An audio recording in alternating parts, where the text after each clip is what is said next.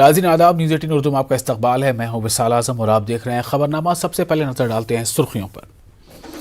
ज्ञानवापी मस्जिद के आज का सर्वे मुकम्मल, हिंदू फरीक का दावा, सारे सबूत हमारे हक में, ज़राए के हवाले से खबर।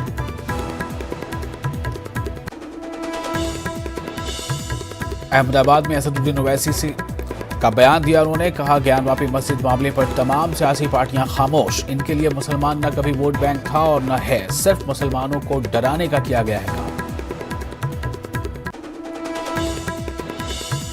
दिल्ली के मुंडका पहुंचे सीएम अरविंद केजरीवाल, महलूकीन के अहले खाना को 10-10 लाख रुपए मुआवजा दिए जाने का ऐलान, जख्मियों को 50,000 रुपए दिए जाएंगे, मजिस्ट्रेट जांच भी होगी।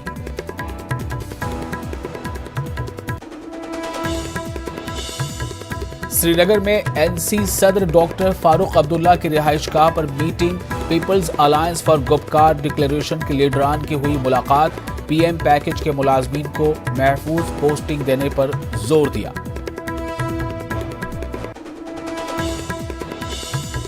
चिंतन शिविर के दौरान कांग्रेस को लगा झटका, पंजाब कांग्रेस के सीनियर लीडर सुनील जाखड़ ने दिया इस्तीफा।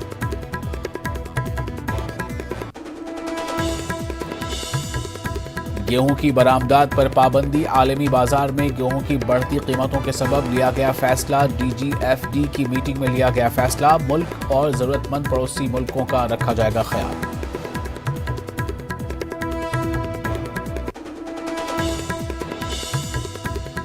एएफसी 2023 फुटबॉल एशियन कप की मेजबानी से चीन दस्तबरदार, कोरोना के बढ़ते मामलों की वजह से चीन ने इख्तियार की किनारकशी।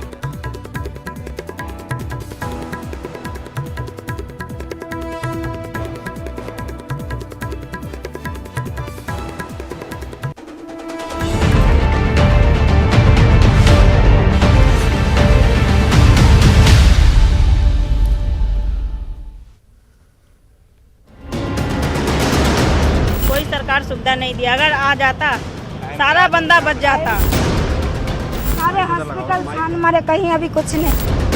अब पुलिस ये कह रही है कि आप इसकी रिपोर्ट लिखवाओ, तब कोई चार्जशीट आएगी, तब हम बताएंगे आपको ये है भी या नहीं है।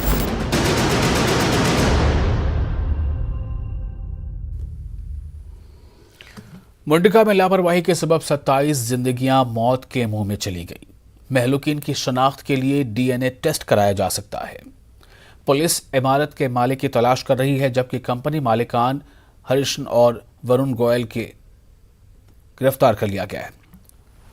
इस मामले में मुख्तलिफ दफात के तहत मुकदमा दर्ज किया गया है। इमारत के लिए सेफ्टी क्लियरेंस नहीं ली गई थी। उधर एनडीआरएफ की टीमें सर्च ऑपरेशन में जुटी हैं। 29 अफराद हनूज लापता बताए जा रहे हैं। इस हादसे में 10 से ज़्यादा अफराद जख्मी भी हुए हैं, जो संजय मेमोरियल अस्पताल में जेर इलाज हैं। इस इमारत की पहली मंजिल पर मैन्युफैक्चरिंग यूनिट, दूसरी पर वेयर हाउस, जबकि तीसरी पर लैब थी। सबसे ज्यादा हलाकतें दूसरी मंजिल पर ही हुई हैं।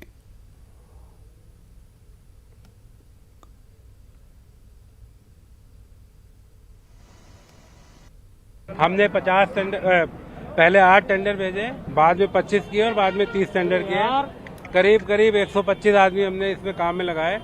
27 बॉडीज जो हमने रात में रिकवर करी थी, मॉर्निंग में हमें कुछ रिमेन मिले हैं, जिससे लगता है वो 2 या 3 बॉडी और होंगी। टोल जो है 29 या 30 हो सकता है। इस बिल्डिंग के पास फायर का एनओसी नहीं था, कोई फायर फाइटिंग इक्विपमेंट भी नहीं थे। इसमें एक ही रास्ता था। फायर इसलिए इतनी जल्दी फैली क्योंकि वर्टिकल कंपार्टमेंटेशन नहीं था और इसमें प्लास्टिक का मटेरियल, सीसीटीवी, वायर और ये थे। इस वजह से जो फायर एक फ्लोर से दूसरे फ्लोर पे फैली। ये बताया जा रहा है कि उस टाइम में कोई मीटिंग हो रही थी और वो 40-50 लोग वहाँ पे थे, उनकी मीटिंग कर रहे थे, जो भी मैनेजर या ओनर लोग थे। और जो है दरवाजा शायद बाहर से बंद था, इसीलिए लोग ट्रैप हो गए, धुएं और आग की वजह से मारे गए। इसमें ये मैं एक और बात कहना चाहूँगा कि जो कल पता चला था, बिल्डिंग का कोई नक्शा भी अप्रूव नहीं था और फायर एनओसी मैंने बता दिया, फायर फाइटिंग कोई इक्विपमेंट नहीं था। हमारा रेस्क्यू काम पूरा हो चुका है। अब हम इसको वाइंड अप करने वाले हैं। सारे एरिया सर्च हो चुके हैं। अभी और कोई बॉडी रिमेन की वो मतलब अब मिलने की संभावना नहीं है। और दिल्ली के वजीर आला अरविंद केजरीवाल जाया हादसे पर पहुंचे। इस दौरान मीडिया से बात करते हुए उन्होंने कहा कि मरने वालों के लवाकिन को फी कस 10 लाख रुपए का मुआवजा दिया जाएगा। साथ ही तमाम जख्मियों को 50-50 हज़ार रुपये दिए जाएंगे। वज़ीर आला ने यह भी कहा है कि इस मामले में जो भी कसूरवार पाया गया उसके खिलाफ सख्त कार्रवाई की जाएगी, किसी को बख्शा नहीं जाएगा। उन्होंने मजिस्ट्रेट जांच की बात कही।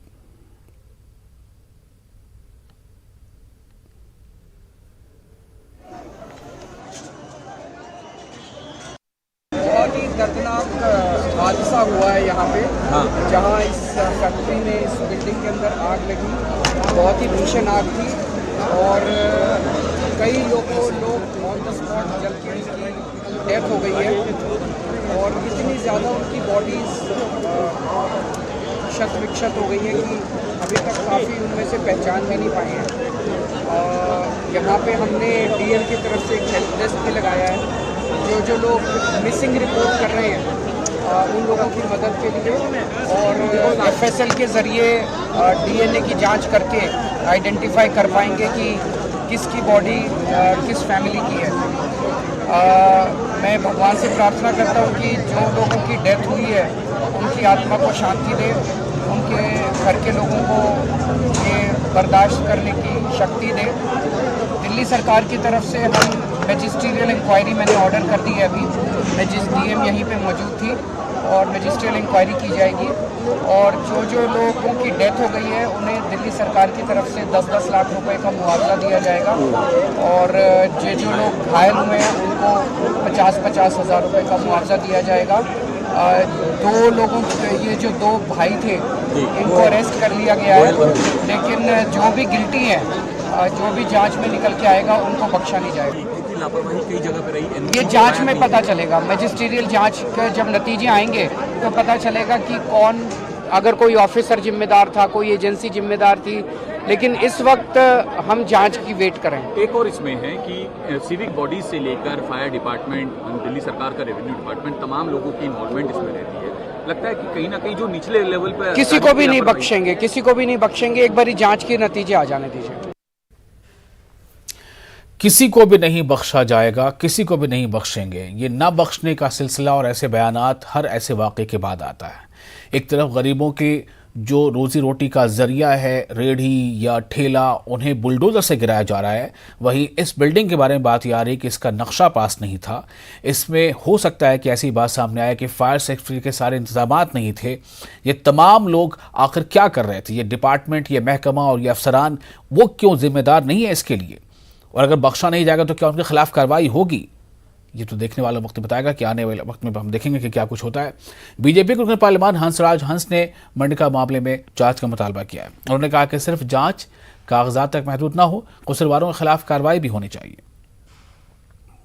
इससे कोई काम नहीं चलेगा, इससे सबक लो। मैं ये कहता हूँ पूरी दुनिया की दौलत दे दो, एक बच्चा मुझे वापस करके दिखाओ।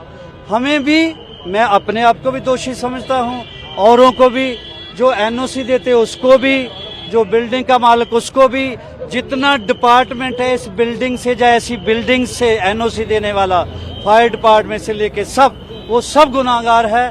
इमीडिएटली इंक्वायरी हो, वो ना हो जैसे होता है कौन आँख को चाहिए एक उम्र सर होने तक, कौन जीता है तेरी जुल्फ के सर होने तक। सदियों कभी जगजाहरी नहीं रिपोर्ट हुई, अभी कहेंगे जी SIT बैठा दी है, इंक्वायरी होगी।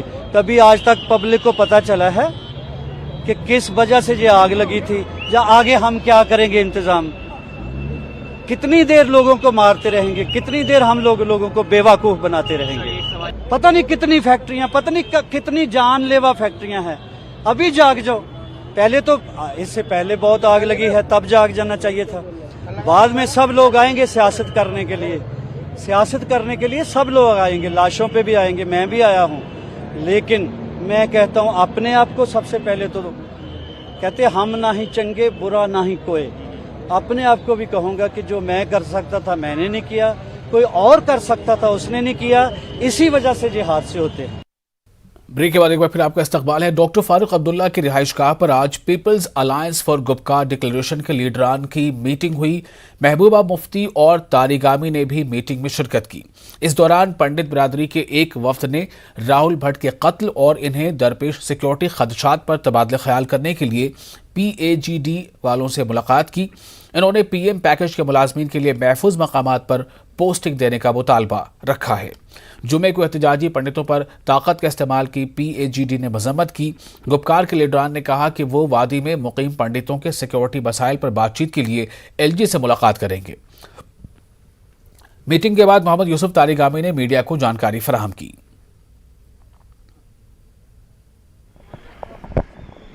बड़ी वारदात यहाँ पेश आई, अलमनाक वारदात। राहुल भट्ट वो मारे गए और इस वजह से जो कश्मीरी पंडित यहाँ काम कर रहे हैं, रह रहे हैं, इन हालात में उन्होंने चाहा था कि वो अपने कंसर्न्स को PAGD के सामने रखे। उनका वफद आया, हमारे साथ वो मिले और हमने कहा कि जहाँ तक हमारा ताल्लुक़ है, यहाँ के सारे लोगों का ताल्लुक़ है, यहाँ अब रोज़मर्रा की कहानी है, ये दर्दनाक कहानी आगे ही जा रही है और आज राहुल के मौत ने हम सबको हिला दिया, परेशान कर दिया, पूरी सोसाइटी को। तो इस वजह से हम आपके गम में शरीक हैं। जहाँ तक हमारा ताल्लुक़ है, हम हर मकतब फ़िक्र से अपील करना चाहते हैं कश्मीर में कि उन रिवायात को ज़िंदा करें, भाईचारे की रिवायात को। हमारी ये कोशिश रहेगी कि हम सरकार को कहेंगे कि भाई नॉर्मल सी ग्राउंड पर क्या है और क्या नहीं है, आईने में देख लीजिए, आंखें खोल कर देख लीजिए और साथ ही साथ जो यहाँ कश्मीरी पंडित है या और बाकी लोग हैं उनको तहफ़्फ़ुज़ दिया जाए। और हमने इस सिलसिले में फौरी तौर पर राजभवन से रुजू किया कि हम जो PAGD की लीडरशिप है, डॉक्टर साहब हैं, महबूबा जी हैं, मुज़फ़्फ़र शाह साहब हैं, मैं हूँ, हम एक साथ मिलेंगे, मिलकर राजभवन में LG साहब से कहेंगे कि इनके मसाइल हल कर लो। जो ये आप बहुत कुछ कह रहे हैं रेडियो पर, टेलीविज़नों में, कुछ ग्राउंड पर करके दिखाओ। और हम ये भी कहेंगे जो कल लाठीचार्ज हुआ कश्मीरी पंडितों पर, ये तो हद दर्जा अफसोसनाक है। वो मातम करने के लिए निकले, वो अपनी फरियाद लेकर निकले, अब अपने दुख दर्द को बांटना चाहते हैं वो, तो आपने उन पर भी लाठीचार्ज किया। ये अफसोसनाक है। ये लाठियों का इस्तेमाल बार बार यहाँ कश्मीर में, इस पर रोक लगनी चाहिए और आवाम पर एतमाद करना चाहिए। हम अलग अलग हो सकते हैं अपनी जमातों में, लेकिन जहाँ तक हमारी रिवायात है, नुंदरशी की जो हमारी रिवायात हैं, ललदत की रिवायात हैं, भाईचारे की रिवायात हैं, जिसमें हमारा हुस्न छुपा है, कश्मीरियत छुपी है, कश्मीर जाना जाता है मिलनसारी के जज्बे की वजह से, उसको बचाने के लिए हर कश्मीरी अपना रोल निभाएगा, ये हमारी अपील है। और वादी में कश्मीरी पंडितों के मुजाहरों की शिद्दत अभी कम नहीं हुई है। राहुल भट्ट के बेमाना कत्ल के खिलाफ एहतजाज का सिलसिला जारी है। प्राइम मिनिस्टर पैकेज के तमाम मुलाजमीन और माइग्रेंट माइनॉरिटी एम्प्लॉयज़ ने आज प्रेस इनक्लेव श्रीनगर में एहतजाज दर्ज कराया। गुज़श्ता रोज़ शेखपुरा में पुलिस की तरफ से पंडित मुजाहिरीन पर बेतहाशा ताकत के इस्तेमाल के खिलाफ यहाँ मुजाहरा किया गया। इन मुलाजमीन ने महफूज मकाम पर उनका ट्रांसफ़र करने की मांग रखी है। साथ ही कश्मीर के मुख्तलिफ माइग्रेंट कॉलोनियों पर तैनात इजाफी पुलिस फोर्स को हटाने का मुतालबा भी किया है। कि हमारे सारे जो ट्रांजिट कैंप्स हैं वो लॉकअप में है इस वक्त। पूरे सारे ट्रांजिट कैंप वो डिटेंशन सेंटर्स बनाए गए हैं, किसी को बाहर नहीं निकलने दिया जा रहा है। इवन लाठी चार्ज टीयर गैस चलाया जा रहा है पीसफुल प्रोटेस्ट के ऊपर, वो बंद किया जाए। हमें समझ नहीं आ रहा है हमारे ऊपर वो, हम अगर पीसफुल प्रोटेस्ट कर रहे हैं तो लाठी चार्ज टीयर गैस जैसे हालात क्यों बनाए जा रहे हैं? इसको क्या हमारी डिमांड्स है कि पहली डिमांड हमारी है कि जो हमारे एम्प्लॉय हमें सेफ सिक्योर जहाँ पे हमें फील होता है, हम एम्प्लॉय खुद बोलेगा जो जिस जगह पे फील उसको सिक्योर होता है, सेफ और सिक्योर, हमारी पोस्टिंग वहाँ पे किया जाए।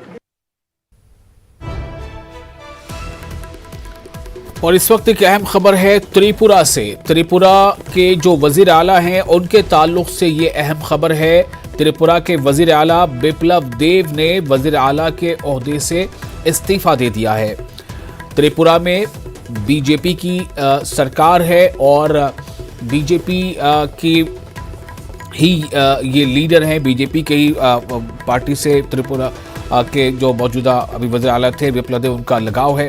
तो बिप्लब देव ने वज़ीर आला के ओहदे से इस्तीफा दे दिया है और इसके पीछे क्या वजह है, किन वजूहात के बिना पर इन्होंने इस्तीफा दिया है, क्या ये उस तरह का मामला जैसे उत्तराखंड में देखने को आया था कि जो आला कमान है उसने वहाँ कई वज़ीर आला बदले थे आखिरी के साल में, तो क्या ये इस तरह का मामला है। लेकिन खबर अहम है, त्रिपुरा के वज़ीर आला बिप्लब देव ने इस्तीफा दे दिया है। वज़ीर आला के ओहदे से उन्होंने दिया है इस्तीफा।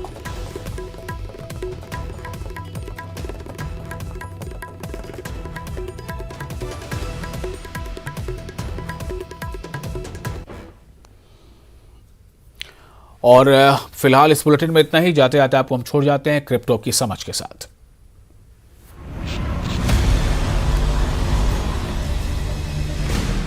ज़ेड-पे and news 18 network present crypto की समझ। Hello and welcome. ZebPay and news 18 present crypto की समझ के इस एपिसोड में आपका स्वागत है। आइए आपको बताते हैं क्रिप्टो जगत से जुड़ी कुछ खास खबरें। एनएफटी मार्केट प्लेस जोरा ने जुटाए $50 मिलियन नॉन फंजिबल टोकन यानी कि एनएफटी प्लेटफॉर्म जोरा ने ग्राहकों के लिए अपनी सेवाओं का विस्तार करने के लिए सीड फंडिंग राउंड में $50 मिलियन जुटाए हैं। हॉर्न वेंचर्स, कॉइनबेस वेंचर्स और काइंडरेड वेंचर्स जैसी प्रोमिनेंट वेंचर कैपिटल फर्म्स ने इस इन्वेस्टमेंट को लीड किया। जोरा ने केटी हॉर्न के नए क्रिप्टो फंड हॉर्न वेंचर्स द्वारा फाइनेंस्ड $50 मिलियन का फंड रेज किया है। दूसरे पार्टिसिपेंट में काइंडरेड वेंचर्स और कॉइनबेस वेंचर्स शामिल हैं। गौरतलब है कि हाल ही में गठित हॉर्न ने अपने कैपिटल का पहली बार इस्तेमाल किया। इससे पहले उन्होंने एंडरसन हॉरोविज में सर्विस दी। लेटेस्ट फंड रेजिंग से जोरा का वैल्यूएशन $600 मिलियन हो गया है। कंपनी नए फंड का इस्तेमाल कर एक ऐसा फ्रेंडली कस्टमर इकोसिस्टम बनाना चाहती है जहां सभी यूजर्स यानी कि एनएफटी कलेक्शंस, इंडिपेंडेंट मार्केट और एक्सपीरियंसेस लॉन्च कर सकते हैं।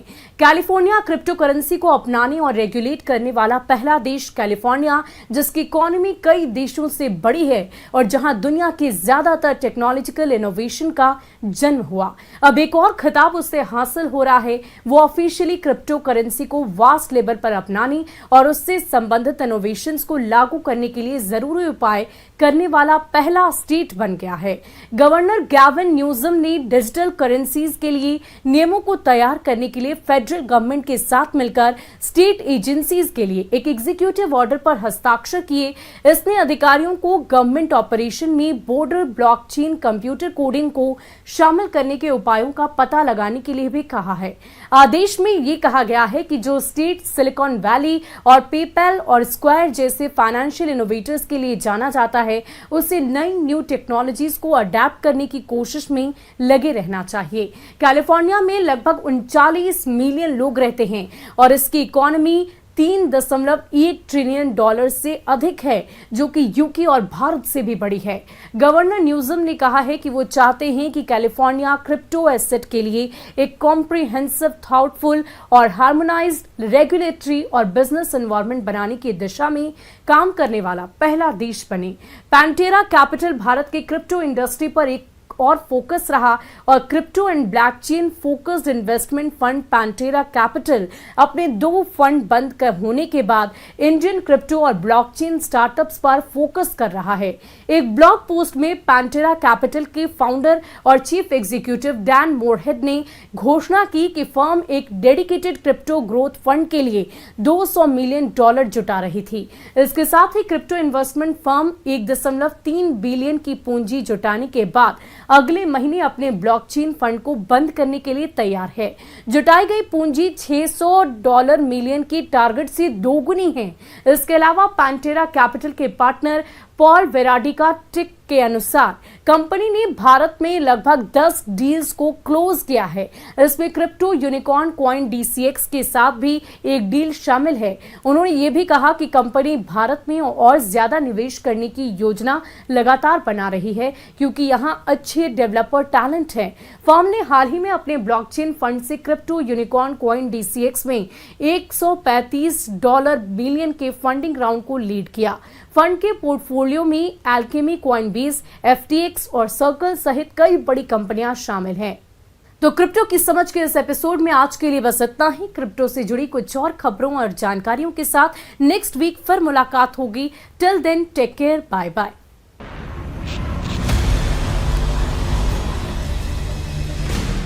ZP and News 18 network present crypto की समझ।